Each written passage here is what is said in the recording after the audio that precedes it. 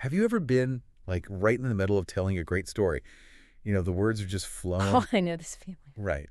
And then suddenly you pause, just mid-sentence, because your brain completely freezes on this one tiny detail. And you're standing there wondering, wait, should I say all my friends or all of my friends? Yeah, the classic conversational roadblock. Exactly. Or maybe you've heard someone say something like, I bought book. And even if you understood their meaning perfectly, something about the sentence just felt, I don't know, incredibly jarring, like a wrong note in a song. It is a universally recognizable feeling, honestly. It's that sudden friction in what should be a completely smooth conversation. Yeah. And usually the culprit behind that friction isn't like a complex vocabulary word. It's actually one of the smallest, seemingly most insignificant words in the dictionary. Which is exactly why today we are diving into the invisible framework of English. Hmm. We're looking at these tiny overlooked words that are basically the difference between sounding completely natural and confident and sounding like, well, a malfunctioning robot. Yeah, that's a good way to put it. We've gathered some fantastic linguistic material on English determiners for this. And our mission for this deep dive is to basically demystify how these little structural pieces actually work for you. Which is such a valuable mission, I mean, because determiners aren't just dry, boring grammar rules that you memorize for a test. Right. They are the essential signposts of the English language. They're doing so much invisible, heavy lifting, you know? Yeah, they really are. They guide the listener's brain, they tell them exactly which one, how many, or whose thing we are talking about, often before the actual thing is even mentioned. So before we can start mixing and matching complex phrases, we sort of have to understand what our basic building blocks actually are. Like, what is a determiner doing on a purely mechanical level when we speak? Mechanically, I mean, a determiner is a word placed directly before a noun to provide critical context. It sets the boundaries of reality for that noun. Okay, boundaries. Like how? Think about it this way. If you just say the word dog, you are putting an abstract concept out into the air. It could be any dog in the history of the world. Just a giant cloud of potential dog. Exactly. But if you say a dog, the determiner A tells the listener we are talking about a single general dog. It's not specific, but it's grounded in reality. Right, okay. Now, if you change that determiner to the dog, you've completely shifted the context. The dog tells the listener that we are talking about a very specific dog that both of us already know about. I actually like to picture it as like the focus ring on a camera lens. Ooh, I like that. Yeah, so if you just say a dog, the lens is set to a wide, blurry focus. Mm-hmm. There's a dog somewhere in the frame, but we don't really know which one. Right, it's just general. But the second you swap out that little word and say this dog or my dog, you instantly zoom that lens right in. You lock onto a specific target for the listener so they know exactly where to look. That is a brilliant way to visualize it, yeah. You are adjusting the focal length of the noun. And, well, the most common tools we use to adjust that focus are the articles. So a, an, and the. Exactly. The indefinite article is a and an, and the definite article the. Now, here is where it gets really interesting, especially if you are learning English. Okay. The rule for choosing between a and an is not about spelling at all. It is entirely about the physics of sound. Wait, really? Because I distinctly remember being taught in school to just, look at the first letter of the next word. Oh, we all learned that rule. Right. If it's a vowel, like A, E, I, O, U, you use an, and if it's a consonant, you use a. Are you saying that rule is just straight up wrong? It's not just wrong, it fails constantly in real-world conversation. Wow, okay. Yeah, because English spelling is notoriously chaotic, right? Mm. The underlying logic here is actually about the physical flow of air from your mouth. The flow of air? Yes. We use before a vowel sound to prevent two vowel sounds from clashing together, which would force you to, awkwardly stop your breath. We want fluidity. Right, that makes sense. So look at the word university. It starts with the vowel letter U. But say it out loud for me. University. Right, we don't start with an oo sound. You start with a Y consonant sound. Oh, yeah. Therefore, to keep the breath flowing naturally, it takes the consonant article. A university. I actually want to try the reverse of this, just to feel it. Go for it. So take the phrase an honest person. Honest starts with the consonant H, but the H is completely silent. Exactly. Your mouth is making an ah vowel sound right out of the gate. Yeah. So if I try to use the consonant rule and say honest person, ah, Honest. oh, yeah, you feel that. My vocal cords actually have to do this weird, jerky stop and start thing to separate the two vowel sounds. Ah, honest. But an honest person just glides right over that gap. Exactly. It's all about that glide. Hmm. A European country has that Y glide, and honor has that open vowel sound. That is so wild. Once you start paying attention to the physical sensation in your throat and listening for the sound instead of looking at the spelling on a page, choosing between A and N becomes pure instinct. Okay, so articles are our most basic focus rings. But we have a few other tools to shift that focus, right? Mm. Like demonstratives. What is the mechanism behind those? So demonstratives are dealing with spatial awareness. They map out distance and number. Like pointing. Yes, exactly. We use this and these for things that are physically or conceptually near you. Like this cake right here or these shoes I'm wearing. Got it. And for things further away. We use that and those, so that mountain over there or those houses across the street. So we're essentially pointing with language. We're Yeah. creating a map in the listener's head so they don't have to guess what we're talking about. Exactly. And then we have interrogatives, which I guess is when we turn the focus ring into a question. Precisely. Like saying, what time is it, for a broad general question? Or, which color do you prefer? When we have a limited specific choice. Yeah. And whose bag is this? When we're asking about ownership. Yes, and since we're on ownership, that leads directly into possessive determiners. Ah. Words like my, your, his, her, its, our, and their, they instantly tell you who owns the noun. My phone, her brother. But this brings up a trap that trips up native speakers and learners alike. Oh, let me guess. It's the apostrophe pitfall. The dreaded apostrophe. I see this mistake everywhere. People trying to put apostrophes in words like hers or theirs.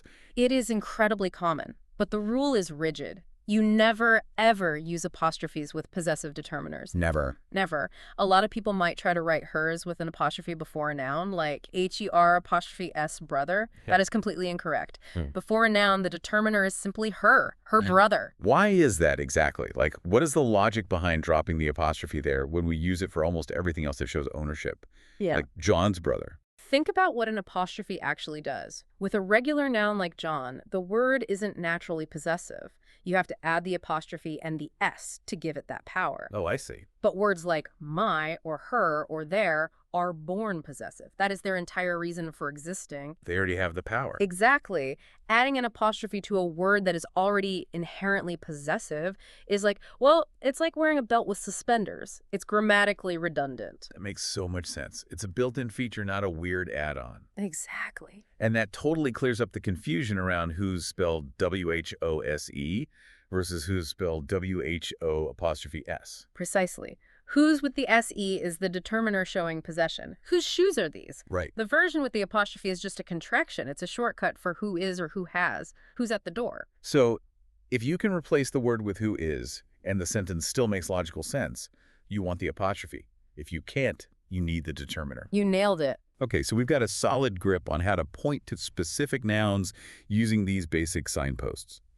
We know how to lock the focus ring on a single dog or this dog or her dog. Yeah. But real life isn't always just about pointing at single things. A lot of the time, we have to talk about amounts. We do? We need a way to describe quantity without just speaking in raw data and numbers all day long. Which brings us to quantifying determiners. These are honestly the workhorses of daily conversation. Words like both, either, and neither. Okay, let's break those down. They establish the parameters of an amount. Both refers to two things together, and it's always plural. Both my parents. Makes sense. Either means one or the other. You have a choice, but not both at the same time. Either road will get you there, and neither means not one and not the other. You know, I noticed something really fascinating about neither, though, looking at the sources. Yeah. There seems to be a split in how people actually use it depending on where they are. Yes, the verb agreement with neither is a perfect example of how language lives and breathes outside of textbooks. Oh, totally. Let's say you were talking about two students. Strictly speaking, mechanically, neither is singular. Because what you are actually saying is not student A and not student B. You're looking at them individually. Right. So in a formal context, like writing an academic paper or a legal brief, you would write, neither of the students arrives on time. Singular verb. But if I'm just sitting at a coffee shop with you, and I say neither of the students arrives, that sounds completely stiff. It sounds like I'm reading from a Victorian novel or something. It really does. It feels overly rigid for casual speech. So in informal, everyday conversation, native speakers naturally shift to the plural verb. So they say arrive. Yes. They will say, neither of the students arrive on time, and the reason is purely psychological. Really? How so? The brain hears the plural word students right before the verb, and it just naturally matches the verb to that plural sound. Both versions are widely understood, but knowing that distinction helps you navigate different social settings without sounding out of place. That is a great tool to have. So we can use these quantifiers to establish parameters. But what about when we want to compare things? We can combine quantifiers with actual numbers, right? Absolutely. Instead of just saying many people, we can scale it up and say many more people. Or Yeah. we need 3 fewer parts. Or I'd like a little less sugar. Those combinations are the secret to expressing highly precise thoughts in English. But you just touched on something that requires a very careful logical distinction. Uh-oh. Did I step on a grammar landmine? A little bit. You mentioned 3 fewer parts and a little less sugar. Okay, wait. Let me push back on this, actually, because I want to make sure the practical rule of thumb is perfectly clear for everyone listening. Sure. If fewer is strictly for countable things, why does every single supermarket in the country have a checkout lane that says 10 items or less? Are all of those giant corporate signs just grammatically wrong? Or is this rule not as strict as you're making it out to be? You have just highlighted one of the most famously debated signs in the English-speaking world. Really? So I'm not the only one. Not at all. And yes, technically speaking, those signs are grammatically incorrect. They really should say 10 items or fewer. Wow. Okay, break down the mechanism for me. The underlying mechanism here is the fundamental difference between things you can count individually and things you cannot. Fewer is strictly used for countable nouns. Meaning things I can point to and assign a number to, like 1 part, 2 parts, 3 parts. Exactly. You can count physical parts in a machine, so it's 3 fewer parts. You can count individual items sitting in a grocery cart. 1 apple, 2 boxes of cereal. Right. Therefore, it absolutely should be 10 items or fewer. So where does less come in then? Less is for the uncountable masses. Think of things that are bulk, liquid, or abstract concepts. Like sugar. Yes. You don't count individual microscopic grains of sugar when you pour them into your coffee. You treat it as a mass, so you say less sugar. That makes total sense. Or take the concept of time. You don't say I have fewer time than you because time in a general conversational sense is a flowing concept. It's abstract. You say I have less time. So basically, if I can pick up the objects one by one and put them in a bucket, I use fewer. If it's a liquid, a powder, or an abstract idea, I use less. That is the perfect way to remember it. So to bring it back to the supermarket, unless I am hauling a giant, undifferentiated mound of loose flour up to the conveyor belt. Which would be messy. Very messy. Yeah. But unless I'm doing that, that sign really should say 10 items or fewer. Yep, it absolutely should. Okay, so we've covered possessives, and we've explored quantifiers. We know how to establish ownership, and we know how to measure amounts. We're building a great foundation. But what happens in a real, spontaneous conversation when life requires us to use 2 of these determiners at the exact same time? That is where the entire grammatical system really gets put to the test. How so? Well, let's say you have the quantifier sum, and you have the specific demonstrative determiner these. You have a bunch of drinks on a table in front of you, and you want to refer to a specific portion of them. Okay, I'm picturing it. If you try to just push those 2 determiners together and say, I don't like any of these drinks or some of my friends, your brain immediately rejects it. It sounds broken. It totally does. It sounds like a puzzle that's just missing a piece. I actually think of this using like an architectural analogy. Oh, let's hear it. So imagine determiners as these heavy grammatical bricks. You have your sum brick and you have your bees brick. Right. If you try to just stack the sum brick directly on top of these brick with absolutely nothing in between them, the structure is totally unstable. The sentence crumbles. It falls right over. Exactly. It sounds completely unnatural because you need mortar. You need some kind of paste to bind those 2 heavy ideas together. That is a wonderful analogy. And the mortar holding those grammatical bricks together is the preposition of. Oof. Just that tiny little word. Yes. Of is a magic word that acts as a structural bridge. It connects a general quantity to a very specific, defined group. So you apply the mortar, and suddenly the sentence holds its shape. You don't say any of these drinks. You say, I don't like any of these drinks. Precisely. The porous bridge creates a logical relationship. It tells the listener, I am taking a smaller quantity out of this larger, specific whole. Right. Look at some classic real-life examples from our sources. Some of my best memories. Each of the students. You're pulling a fraction out of a defined group, and the of is what allows you to do that smoothly. You can even hear the emotional weight it allows you to carry, too. Think about a parent yelling, "I've had enough of this noise." Oh, absolutely. Without the of, enough, this noise just sounds like a computer glitch. The of gives the sentence structure, but it also gives it rhythm, Rhythm is a massive part of sounding natural in English.